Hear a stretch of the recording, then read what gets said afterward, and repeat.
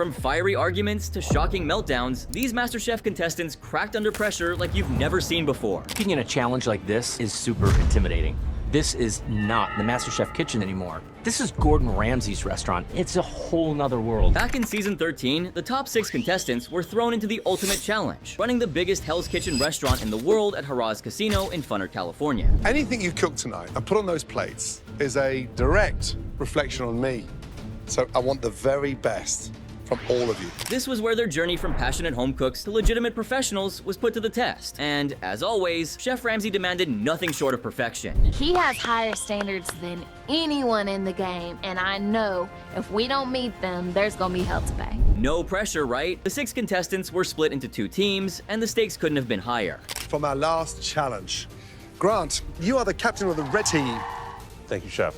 Wayne, you are the captain of the blue team. Love that. On the red team, Grant was joined by Jennifer and Sav. Over on the blue team, Wayne led Kennedy and Reagan. And what was on the menu? Feeling great, Chef. Good, Chef. Tonight, each team will be cooking 2 appetizers and 2 entrees that are straight off my nightly menu. Well, it was a lineup of classic Hell's Kitchen dishes, all the favorites we've ever seen on the show. Can you name them in the comments down below? Come on, you can't miss the classic HK menu if you're a fan. Now, before service, Chef Ramsay actually gave a tutorial on how to prepare each dish while the home cooks scrambled to take notes. And then we got a lovely little chicken reduction that sits on there.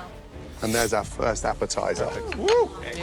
Now, this kind of hand-holding would never happen in Hell's Kitchen. Anyway, back to MasterChef, each team strategizes and starts working on appetizers.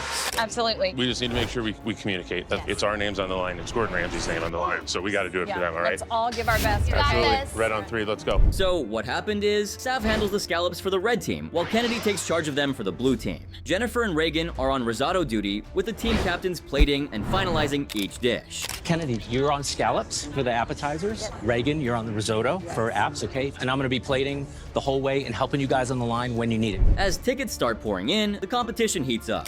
All right, guys, Chef, restaurant's filling up. Table 1, table 2, tickets in, guys. Get ready, good luck. Thank you very much. Okay, blue team first, check in. 4 covers, table 2, 1 scallop, 3 risotto. Heard, 1 scallop, 3 risotto, 6 minutes, Chef. Not bad at all. Meanwhile, he goes over to the red team. Red team on order, 4 covers, table 1, 3 scallops, 1 risotto. Hey, Heard? Heard. Give me a time, please. 6 minutes, Chef. Let's go. What's more is Jennifer quickly burns her first batch of risotto and has to start over. Jennifer, how'd you burn the risotto in the first minute of opening Hell's Kitchen? We just started. The pan was hot, yes, so it scalded it. What do you mean it's burning hot? It's a kitchen. Right, Grant, you saw this, yeah? Yes, Chef. As a captain, young man, you better dig deep and find your voice quickly. Yes, Chef. Now, you'll of course know that in Hell's Kitchen, there are no chosen or elected team leaders for services. It's about who steps up, finds their voice, and asserts themselves to the brigade without being overbearing or obnoxious, obviously. Some contestants who attempt to be leaders end up pushing others off their stations, taking over their tasks, and then claiming credit for the work, much like him from season 7. He's my pet project. Don't forget the broccolini. With my technical abilities and my leadership abilities, he could definitely be an attribute to our team. Good job, Sally. Anyway, back to the service. I don't love his cutthroat approach to a lot of situations. Needs more salt, more salt, more Need more salt. salt? He just needs to take a step back, breathe, relax, and realize that we got this. So, on the blue team, Kennedy quickly grows irritated with Wayne's micromanagement style, but despite the tension, the blue team manages to get their first 3 plates out. The red team soon follows, and more tickets start coming in. Okay, red team, on order, 4 covers, table 3, 2 scallops, 2 risotto. Yes, Chef. How many scallops have? She didn't answer. She said how many? Not a good look. And oh, Joe Bastianich was our Jean-Philippe for this episode without his charm. You have the blue team truffled risotto with lobster, seared scallops with the parsnip puree. Enjoy your dinner. Thank you. Back in the kitchen, the blue team didn't send their scallops and risotto together, and Chef Ramsay wasn't going to send an incomplete table. Wayne, when I've got 3 risotto, 1 scallops, I want the 3 risotto first. Yes. Scallops are still dying in Yes. the window. Got it, Chef. Communicate with her. Yes, got it, Chef. The next hiccup arises when Sav puts up mangled scallops. Chef Ramsay harshly remarked. They're mangled. I wouldn't serve that to my bulldog. Hey, FYI, he passed 3 years ago. That is Who cooked the scallops? I just know the Hell's Kitchen stars from all the seasons are watching this like, yeah, Sav, feel our pain. Grant remained calm, guiding and supporting Sav through the next steps. I'm trying as much as I can to comfort her as much as I am trying to lead her. This is where we flip.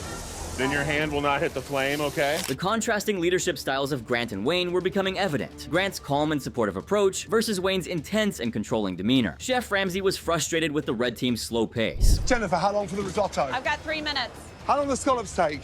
This should be 2 minutes. 90 seconds. 90 seconds. Get them out. Yes, chef. They were still finding their rhythm, but the customers were growing impatient. So Chef Ramsay called for backup. If you don't help these guys, we're never going to finish the appetizer service. Thank you. Let's go. Chef.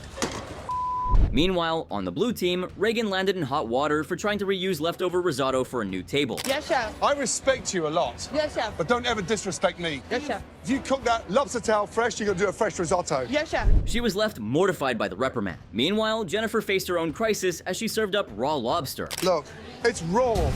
Hey, it's ice cold in the middle and it's raw. Yes. Diners across the restaurant expressed disappointment with the red team's dishes. We waited like 25 minutes for our appetizers, and I don't think it's up to the Gordon Ramsay standards. Despite the setbacks, both teams managed to complete their appetizers, but the red team fell a bit short and lagged behind. What happened? We folded, Chef. We got behind. We didn't have a system. I didn't put a system in place. I failed as a leader during this round, Chef. People taking responsibility, this is another thing you won't ever see in Hell's Kitchen. Great job, Grant. The blue team emerged victorious in this round, but now it was time to shift focus to the entrees. In the next round, Grant shifted Sav off the line to handle plating while he took charge of the steaks, with Jennifer focusing on the salmon for the red team. After the appetizer round, I'm moving Sav off of the line and moving her more to plating. I know she's lost some confidence, but I feel very confident that she can plate the dishes beautifully. On the blue team, Kennedy tackled the salmon while Reagan handled the steaks, with Wayne overseeing and plating every dish. Eventually, the red team was the first to serve up their entrees, and Chef Ramsay congratulated them for finding momentum. Great job. Great finesse on that, Sav. Thank you. That looks beautiful. Meanwhile, Wayne was under pressure because Reagan appeared completely all over the place. She's all over the place. Is it on? Is the oven off? Oh, come on, Reagan. Don't look so lost. They appeared a bit off their game, if you ask me. Wayne, Yes. they've got momentum now, and you've gone backwards. And then this happened. Reagan, Yes, your chef. cloth's on fire. Be careful. Your towel. Oh, what? Here, give it. Get rid of it. On the red team, Jennifer made a mistake by serving raw salmon on a plate and has to start over. This marks the second raw dish she served tonight. Raw. Who's cooking the salmon? I cooked it, so that's yes. Slow down. Yes, chef. Reset, guys. So he didn't smash the salmon to mush like he'd have done if it were Hong Kong. Look at it again. It's fucking shit. Absolute fucking shit. Anyway, as Joe observed the diners, those eating the red team's food appeared more satisfied at this stage. How was your filet? Good? Flavor is fantastic. It's perfect. Great. Enjoy your meal. Thank you. But he had to return an undercooked filet to the blue team for correction. Hey, Reagan, Yes, look chef. at me. It's undercooked. This is real. Yes, chef. Okay? They've complained about it, yes? Yes, chef. Do it again. Okay. Stop around. Meanwhile, Grant served a rare steak that got sent back by a customer, ending their service on a sour note. Moo. I mean, look at, touch it. Cold and center, It Chef. won't bite. Hey, Got one on the refire, way. please. Refire right now. Eventually, both teams managed to complete the dinner service and could finally breathe a sigh of relief. What a roller coaster. Chef Ramsay congratulated the blue team for their strong finish. However, based on his less than favorable reaction to the red team's performance, it seemed like the blue team might have done enough to win. Clear down. Yes, chef. And thank God I didn't shut it down. Chef Ramsay announced that the blue team would advance to the semifinals, securing safety for Wayne, Kennedy, and Reagan. He criticized the red team for their lack of teamwork throughout the challenge. Red team, you may have been working next to each other, but you never worked as a team. After deliberation, the judges decided that Sav would be eliminated in 6th place. Now, many viewers have questioned that. In MasterChef, since the prize includes cash, a trophy, a title, and, most importantly, a cookbook, what purpose does these restaurant takeover episodes serve? These contestants are all home cooks with no real experience leading a brigade. So how does this prove their MasterChef material, let alone worthy of their own cookbook? The challenge? A Mexican tag team task. Simple, right? You'll be making a perfect platter of Mexican food. Well, obviously there was a twist. When we shout switch, you will trade positions. Please, understand this. Each team had 60 minutes, with Jeff, Daniel, Dino, and Yachesha kicking things off, knowing their partners would have to finish the job. Now, here's a fun thought. Ebony and Yachesha, two strong-willed, outspoken chefs, trying to work together. What could possibly go wrong? They're very small tacos, smaller than that. I don't think it's gonna be enough. Not too big. I don't think Ebony's very good at taking direction. Here's the big worry. Oh, shocker. Chef Ramsay saw it coming. They were completely out of sync. How are you guys working as a team? Because Jason put you guys together thinking that you were going to completely clash. We're in butt heads. hand. And when it came time to present, Ebony wasted no time throwing Yachechia under the bus, claiming she had to do everything herself. Cue the argument. I braised the lamb, I Frenched the chicken and cooked it. You didn't cook the started chicken. I did cook the chicken. Chef Ramsay took one look at their platter and found it just as messy as their teamwork. I started it for her. No, I started the pas de choux. I started it and we tagged it. It was back and forth, but she liked the new Jeff. Oh, wow. But did that stop them from bickering in front of the judges? Not even a little. Fed up with the chaos, Chef Ramsay chastised them, pointing out their lack of harmony, and he was right. They were unable to set aside their egos to work together effectively. I've never seen two individuals so distant from each other. There was no synergy, no harmony, but more importantly, you ignored each other. So, how do you think it ended for them? And what is this? No chips and salsa. Is it a magic trick? Oh no. Worse than what I expected, but wait till you see what happened when they opened the tacos. And what is that? I mean, seriously. Yes, it looked disgusting. Turning to Yashisha, he jokingly asked her to say a prayer before he tasted the food. But I guess it didn't help much.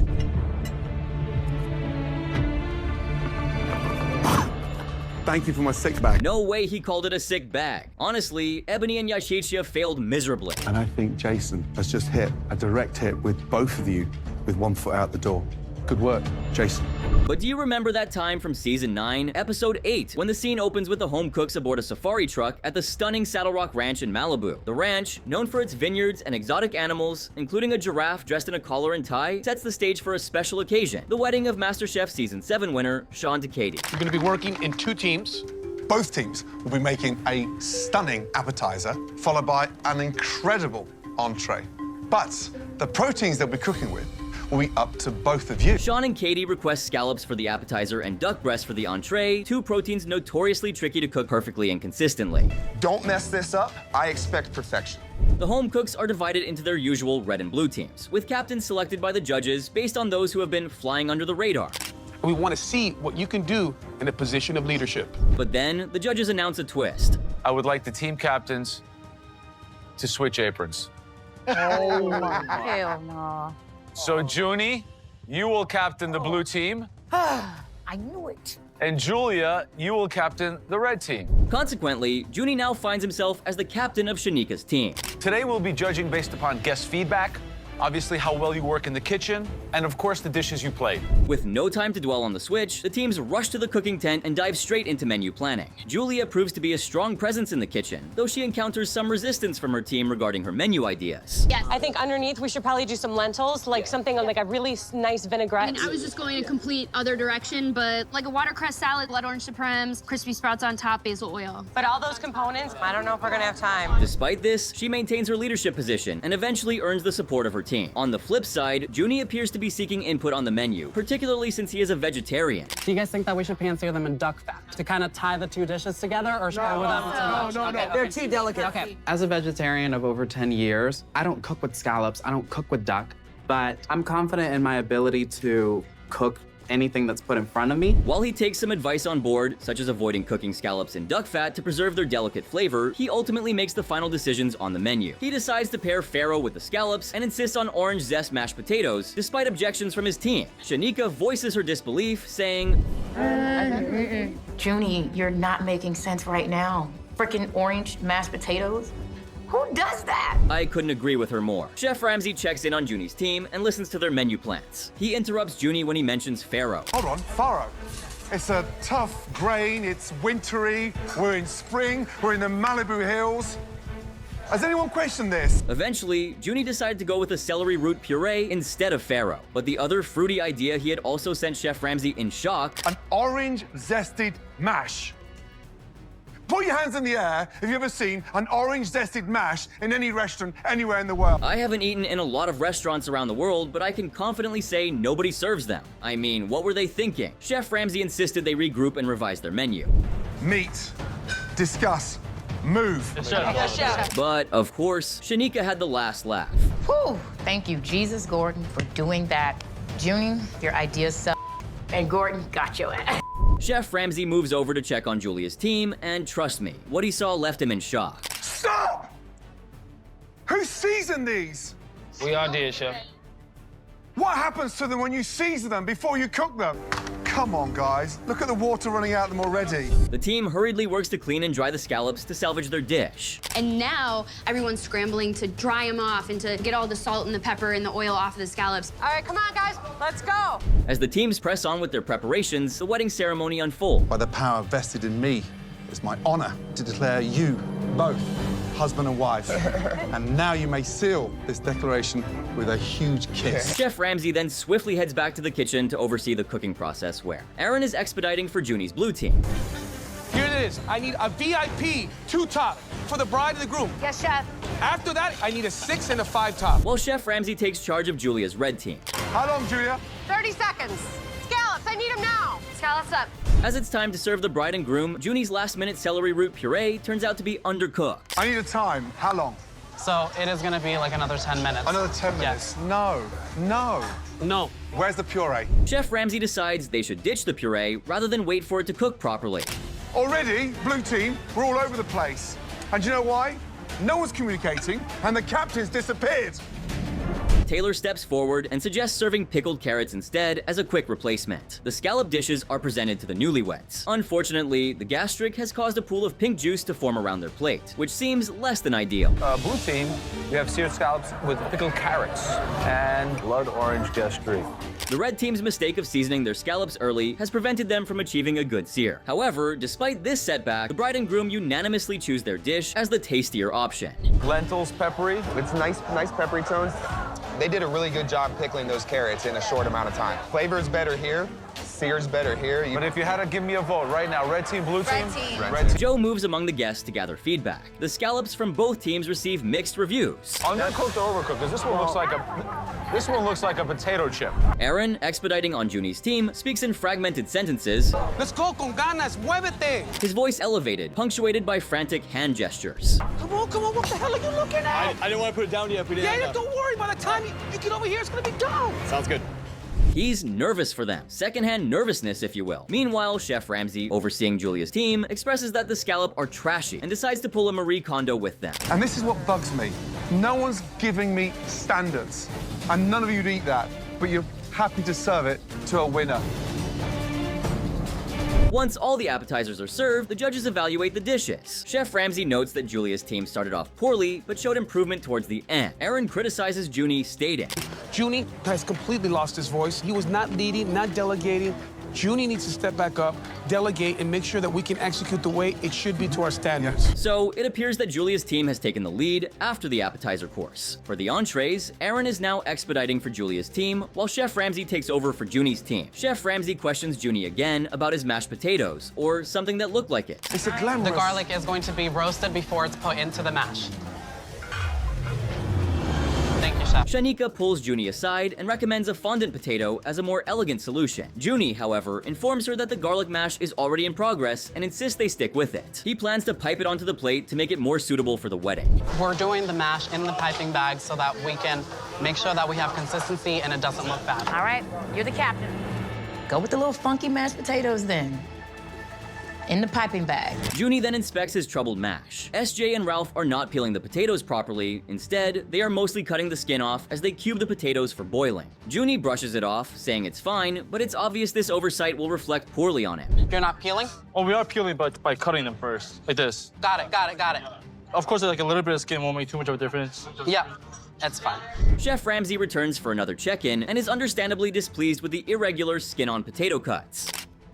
We've got skin on, black eyes here. Now, when I said to you all, set yourselves up for success. He is also frustrated that Junie planned to char Romanesco without a clear method to do so. Charred Romanesco is on a charcoal grill. So what are we charring it on? The team suggests using a cast iron pan, an open flame, or the broiler. Well, that's not charred, is it? That's roasted. Roasting. I think they were gonna do it over the open flame. That's what I thought. Open flame? Yes, that's what I Open thought. flame? Oh my God! Speak up! It's becoming clear that the blue team is in trouble. Chef Ramsay reaches his limit and does this. you are not going to captain this team any longer. Have a meeting and somebody step up and run this team. If not, I'm going to run it. Taylor steps up immediately. Her first decision is to adopt Shanika's suggestion of fondant potatoes. However, at this point, Taylor finds herself leading a team that seems to be sinking. Chef Ramsay inspects the team's sauce progress. Ashley, who has been working on a red wine sauce throughout the competition, has very little sauce prepared. How many portions are here? That's Come on. maybe 12, Chef. Taylor? Yes, Chef. 5 portions of sauce there and barely 10 there. Chef Ramsay confronts her about this, and she starts to cry. I give you a pin, I believe you, but you're just not with it. Yes, Chef. You gotta help me. Yes, Chef. Because you're just wasting. No, it's okay. Deep breath. We got this. Hey, We got you're this. just wasting time. Yes, Chef. Taylor steps in to reassure Ashley and instructs her to focus on making more sauce. Meanwhile, Chef Ramsay finds himself repeatedly asking Matt for potatoes. Yeah. Potatoes. Potatoes. We need the potatoes. Oh, we need the potatoes. Yes, Oh yes, my potatoes. God Almighty. And again, Hey, Chef. Clark Kent, wake up. Yes, Chef. and again. Sauce, potato, potato, Potato. potato head. Frustrated, he jokingly tells Matt to Get it together. Got it, Chef. Or off and feed the giraffe. Yes, Chef. In the end, the blue team presents a seared duck breast with fondant potatoes and charred romanesco. Meanwhile, the red team serves duck breast with tricolor potatoes and mushrooms. Unfortunately, the bride and groom find the red team's duck undercooked. Red team? This is a little sloppy. Potatoes and mushrooms are great, but the duck is a little under. Yeah. Which is a bummer, because they had such a strong showing on the appetizer. Right. Overall, guests experience varying duck temperatures from both teams, but they appear to prefer the sides served by the red team. The last plate leaves the kitchens, and the red team congratulates themselves as they begin cleaning up. However, Joe discovers a whole table with severely undercooked duck. It was literally blood red. This was the duck from the red team. Everything was really good. Clean up? So undercooked, you think? Very raw. Yes. I'll have them make them all again. He rushes back to the red kitchen and insists on a refire just after the team has discarded all their sides and sauce. Now they have to create 4 new plates from scratch, adding to their anxiety. Oh my God, the duck is raw. We have to remake the plates, but we've thrown away all of our ingredients. Can you get the mushrooms in the pan now? What can I do? Meanwhile, Sean and his bride are eager to announce the winning team. 2, 3. Despite their last-minute refire, the red team still outperforms the struggling blue team, which faced difficulties from start to finish. My saving grace was when we switched captains, finally we had a little bit of authority. We got it together. Yes, it wasn't smooth, but I'm not expecting it to be smooth. You made it hard for yourselves. You do deserve to lose. Before leaving the venue, Chef Ramsay announces that Shanika and Taylor stood out positively on the losing team and are safe from elimination. This leaves 7 cooks remaining who are up for elimination. Though the team arrives in the MasterChef kitchen ready for battle in black aprons, they are surprised to learn There is no pressure test. Yep, Ralph, Bowen, Lindsay, Matt, and SJ are deemed safe from elimination. However, Chef Ramsay doesn't hold back in his critique. He expresses disappointment with Ashley for cracking under pressure and breaking down over her sauce. Junie receives even harsher criticism. Possibly one of the worst performing captains I've ever witnessed. Ever. Ultimately, Junie is eliminated for his poor leadership, which Chef Ramsay attributes to badly conceptualized menus and losing control of his team's direction. You know, young man, you came in with the spark and the charisma, and we love that attitude. But unfortunately, your team was doomed before they started yesterday. You know, I've never quite grasped why leadership matters so much on MasterChef. I get it for shows like Hell's Kitchen, where the prize is supposedly a head chef job. On MasterChef, shouldn't it just be about making the tastiest and prettiest plate? Do you think Junie should have gotten a shot at redemption and battle it out on a pressure test? Make sure to let me know in the comments below. And if you enjoyed this video, don't forget to drop a like, subscribe, and turn on my post notifications.